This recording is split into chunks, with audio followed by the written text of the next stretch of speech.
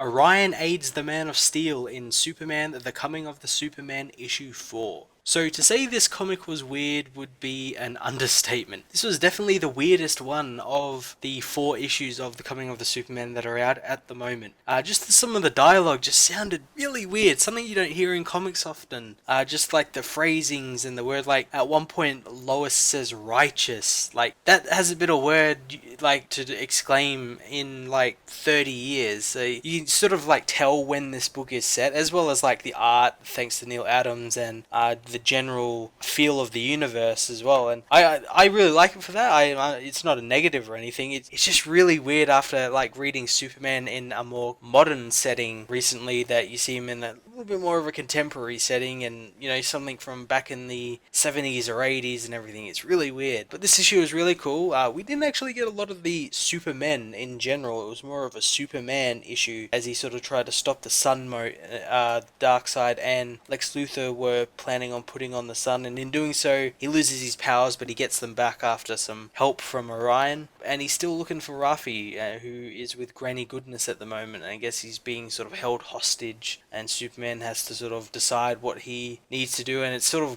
goes with what that alien was saying, like, is like, what are you going to do with this kid? He's just going to get in trouble and everything, and he sort of is getting in trouble. So it's really interesting to see what's going to happen. I think there's like 2 issues left, so it's going to be interesting to see how this miniseries sort of ends and everything, and how crazy it's going to get from here on out. Because if this issue is any indication, the next 2 issues are just going to be bonkers, and I'm really looking forward to that. I think it's a really fun read, and I suggest, like, if you don't even read Superman all that often, just pick it up, just because of how fun and just plain out insane it is. The story, like this story, you'd never see in a modern Superman story. I really love it for that. I'm going to give it a 9 out of 10.